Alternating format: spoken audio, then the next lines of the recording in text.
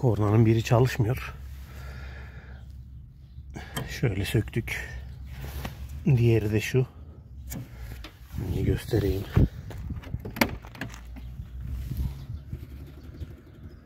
Bakın röle çalışıyor ama korna çalışmıyor. Şimdi bunun neden olduğunu göstereceğim size. Bir de tamirini göstereceğim. Tek satılmıyor.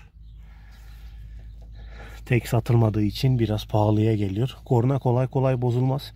Sadece temassızlık yapar. Bunun da tamirini göstereceğim. Yani at yenisini al. Yapmaya gerek yok. Şöyle 10 tutar.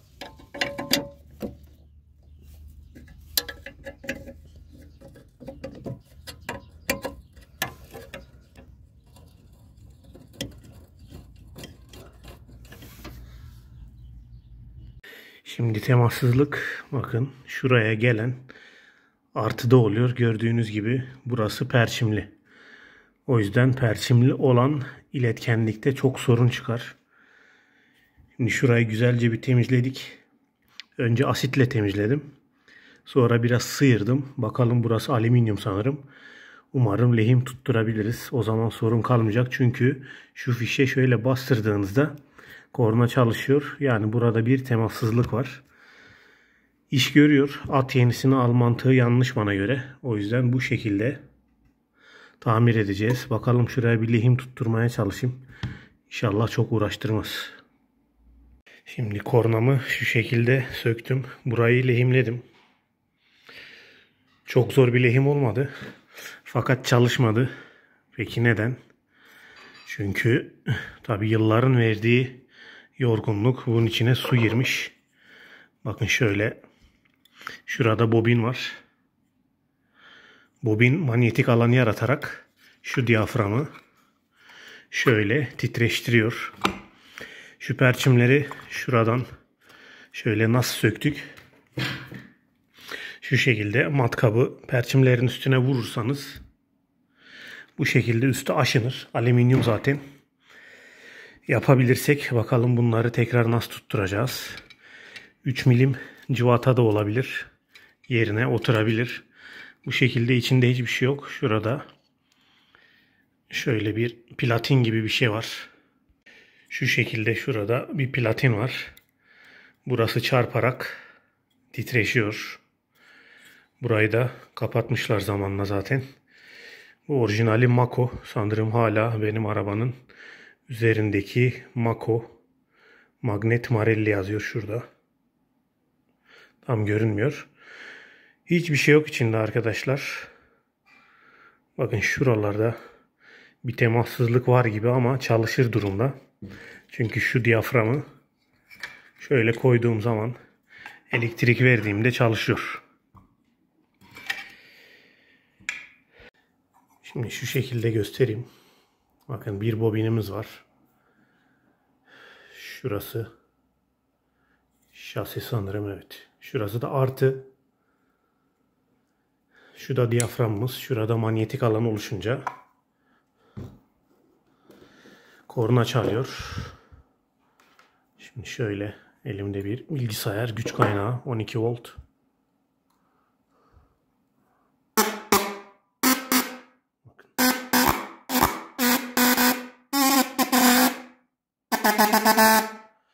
Bu şekilde çalışıyor. Şuralardan sabitlendiği zaman daha tok bir ses çıkacak. Tabii şimdi şunu güzelce bir temizleyip şu şekilde koymamız gerekiyor. Bir de şöyle deneyelim.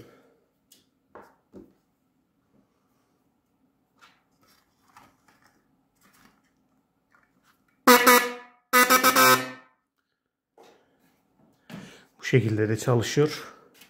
Dediğim gibi perçinler burayı sağlam tuttuğu için daha tok bir ses çıkacak. Şimdi onu ayarlamaya çalışacağız. Şu şekilde. Tabi bayağı paslanmış. Fakat çalıştığı için bakalım, ben bu şekilde monte etmeye çalışacağım. Yani bayağı bir su girmiş. O yüzden Aracın motorunu yıkatmak hiç akılcıl bir şey değil. Eğer buna su girmeseydi bu ömür boyu çalışırdı. Çünkü bozulacak hiçbir şey yok içinde. Bakın. Hiçbir şey yok. O yüzden motoru yıkatmayın. Şimdi sorunu çözdüm. Bakın. Kornanın çalmamasının sebebi içine su girmiş.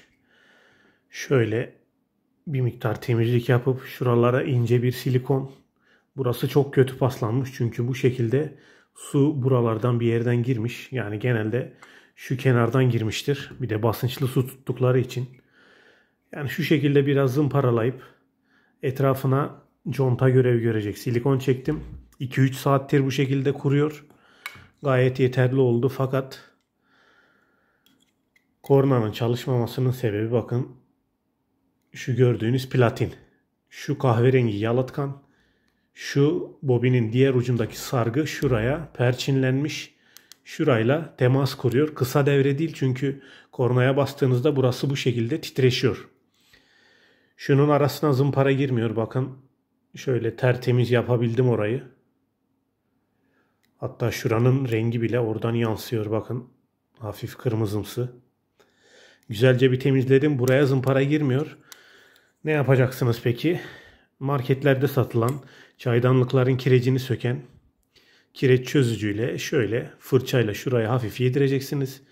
Birkaç dakika durduktan sonra şuraya bir fısfısla su sıkmanız gerek durulanması için. Bakın şunun da hafif rengi değişti zaten şu alüminyumun. Yani bu şekilde sorunu çözdük. Burayı da daha önce kapatmışlar. Bilmiyorum. Şu alt tarafa bağlı burası. Yani korna bozulmaz. Bu çürüyene kadar korna bozulmaz. Bu da yarım milimlik bir saç gibi bir şey. Şu şekilde. Hatta şöyle yapınca bile titreşiyor. Şimdi bunu monte edeceğiz. Meraklılarına göstereyim. Şöyle delikler 3 milim. Perçinliydi fakat ben çevrede perçin bulamadım. 3 milim perçin yok. Büyük sanayilerde vardır anca. Ben de şöyle elimde 3 milimlik cıvatalar bulunduruyorum. Bu da aynı işi görecektir. Sadece somunun üzerine biraz silikon süreceğiz ki çünkü çok gerçekten güçlü titreşiyor. Titreştiği zaman somunları gevşetmesin diye. Şunu da güzel bir yıkadım bakın arkadaşlar. Orijinal Mako sanırım. Arabanın üzerindeki orijinal ürünü diye tahmin ediyorum. Şimdi şöyle hizalamaya çalışacağım da zor biraz.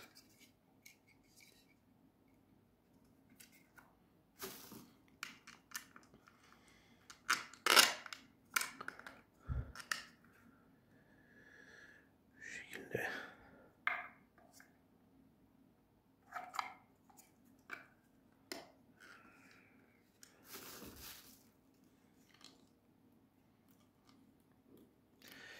Yani at yenisini al. Yazık. Sonuçta tamamen mekanik bir parça. İçine su girmiş ve gördüğünüz gibi o platin oksit yapmış. Şöyle durmaya çalışıyorum.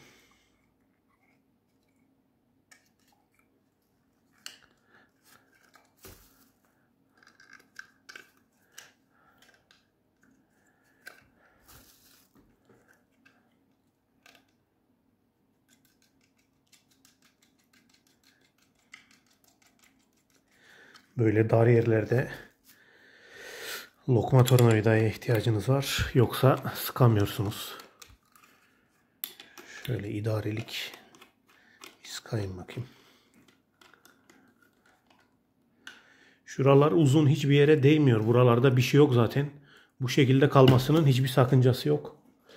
Yani o kadar endişe etmeyin, amaç çalışması. Bir bas bir de tiz olacak şekilde 2 tane oluyor genelde araçlarda. Bir de havalısı falan var. Şimdi deneyelim şöyle.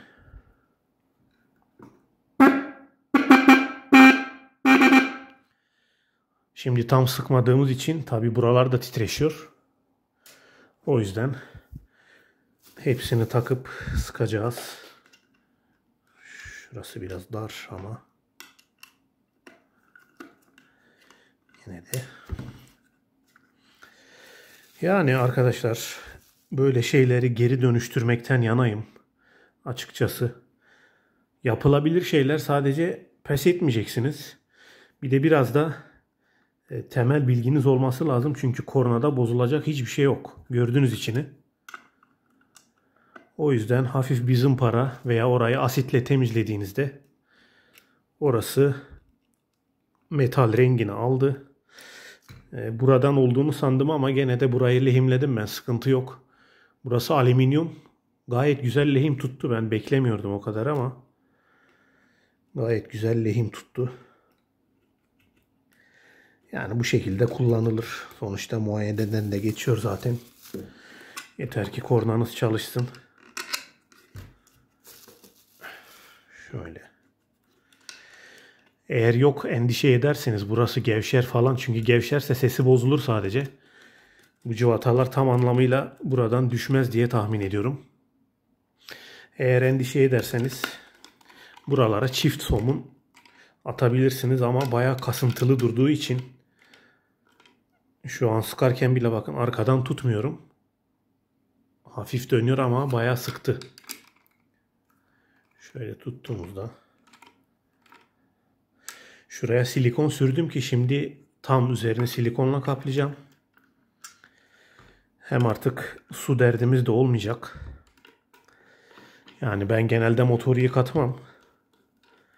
Artık daha önceden sanırım aracı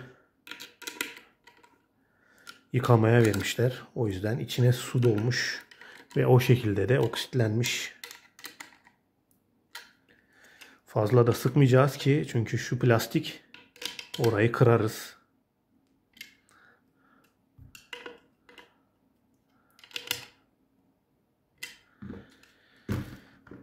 Sesine bir daha bakalım.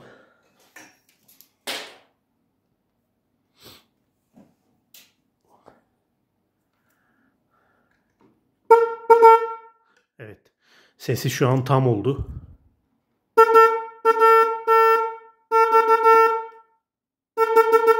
Evet, kurtardık arkadaşlar. Bu şekilde süper oldu. Şöyle bir inceleyin, detaylı bakın. Çok basit bir sistem. Şuralardaki perçinleri matkap ucuyla ucunu yontarsanız hemen çıkar burası. Kurtarmış olduk. Orijinal Mako ürünü. O yüzden atılmaz. Şunu da güzel bir yıkadım. Bakın içi de tertemiz oldu. Buralar artık boya. Şöyle tertemiz oldu. Bayağı uzun ömürlü olacak. Şimdi şuraya bir silikon çekeceğim ve bitireceğim. Onu da herhalde göstermeye gerek yok. Daha uzun olmasın. Bu şekilde kurtarmış olduk. Hatta meraklısına kaç amper çektiğini de göstereyim. Güç kaynağımız bilgisayar. Şöyle 2.6 amper çekiyor arkadaşlar.